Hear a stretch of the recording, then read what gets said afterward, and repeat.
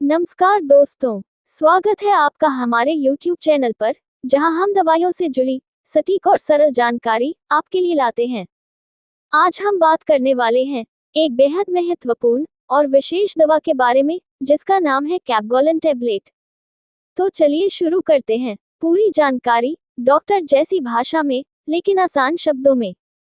क्या है कैपगोलन टैबलेट? कैपगोलन एक प्रिस्क्रिप्शन मेडिसिन है जिसका उपयोग खासकर प्रोलैक्टिन हार्मोन की अधिकता को नियंत्रित करने के लिए किया जाता है।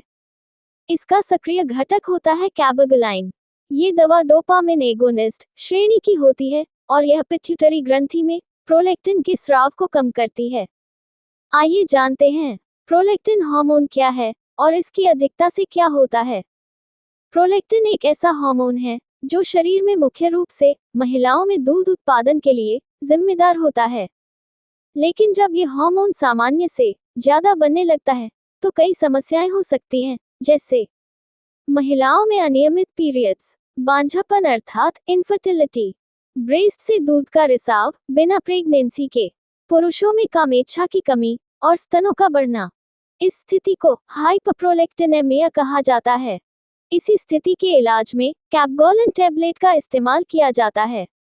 कैपगोलन टैबलेट दवा का मैन्युफैक्चरर और मार्केटर है सन फार्मास्यूटिकल इंडस्ट्रीज लिमिटेड। प्राइस की बात करें तो 4 टैबलेट वाले कैपगोलन 0.5 mg टैबलेट दवा का MRP है 525 रुपए। इसे आप डिस्काउंट में भी खरीद सकते हैं। कैपगोलन टैबलेट के कुछ मुख्य उपयोग हैं इस प्रकार, जैसे हाइपरप्रोलैक्टिनेमिया। जैसा हमने बताया, प्रोलैक्टिन की अधिकता के इलाज में ये दवा उपयोग किया जाता है। गर्भधारण की समस्या में ये दवा सहायक होता है। पिट्यूटरी ग्लैंड ट्यूमर अर्थात प्रोलैक्टिनोमा। ये दवा ट्यूमर से जुड़े हार्मोनल असंतुलन को नियंत्रित करने में मदद करती है। कुछ मामलों में पार्किंसंस डिजीज के इलाज में मदद करता है। ब्रेस्ट मिल्क ड्राइंग यानी कुछ मामलों में स्तनपान बंद करने के लिए उपयोग की जाती है। कैपगोलन टैबलेट मस्तिष्क में मौजूद डोपामिन रिसेप्टर्स को उत्तेजित करती है। डोपामिन एक न्यूरोट्रांसमीटर है जो प्रोलैक्टिन के स्राव को रोकता है। जब ये दवा डोपामिन के प्रभाव को बढ़ाती है तो पिट्यूटरी ग्रंथि कम मात्रा में प्रोलैक्टिन बनाती है और इस तरह हार्मोन का संतुलन वापस आता है।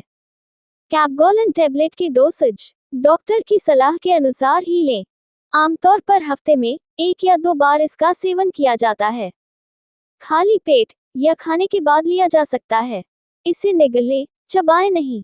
खुद से डोज ना बढ़ाएं या बंद करें।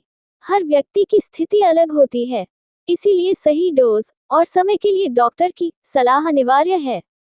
यदि कोई महिला प्रेग्नेंट है या स्तनपान करा रही है तो डॉक्टर को जरूर बताएं। लो ब्लड प्रेशर वालों को इसका इस्तेमाल सावधानी से करना चाहिए। पहले से कोई बीमारी हो तो डॉक्टर को जरूर सूचित करें, जैसे कि लिवर और हार्ट डिजीज। अल्कोहल के साथ कैपगोलन लेने से चक्कर आ सकते हैं, इसीलिए अल्कोहल लेना बंद करें। हर दवा के कुछ न कुछ साइड इफेक्ट हो सकते हैं। कैपगोलन में भी कुछ सामान्य और कुछ गंभीर साइड इफेक्ट्स देखे गए हैं। सामान्य साइड इफेक्ट्स है चक्कर आना, सिर दर्द, पेट में दर्द या अपच, थकान, नींद आना या अत्यधिक नींद। ये सभी साइड इफेक्ट्स इलाज के साथ धीरे धीरे समाप्त हो जाती हैं। इसके अलावा कुछ गंभीर साइड इफेक्ट्स भी हो सकते हैं, जैसे सांस लेने में तकलीफ, सीने में दर्द, व्यवहार में बदलाव, मतिभ्रम या भ्रम, हृदय गति में असामान्यता। अगर दोस्तों इनमें से कोई भी साइड इफेक्ट्स आपको होती है तो तुरंत अपनी डॉक्टर से बात करें। अन्य दवाओं के साथ इंटरेक्शन। कैपगोलन दवा को कुछ दवाओं के साथ लेने से उनकी क्रिया प्रभावित हो सकती है, जैसे एंटीबायोटिक दवाएं, ब्लड प्रेशर की दवाएं, मानसिक रोगों की दवाएं। इसलिए हमेशा अपने डॉक्टर को अपनी सभी चल रही दवाओं की जानकारी दें।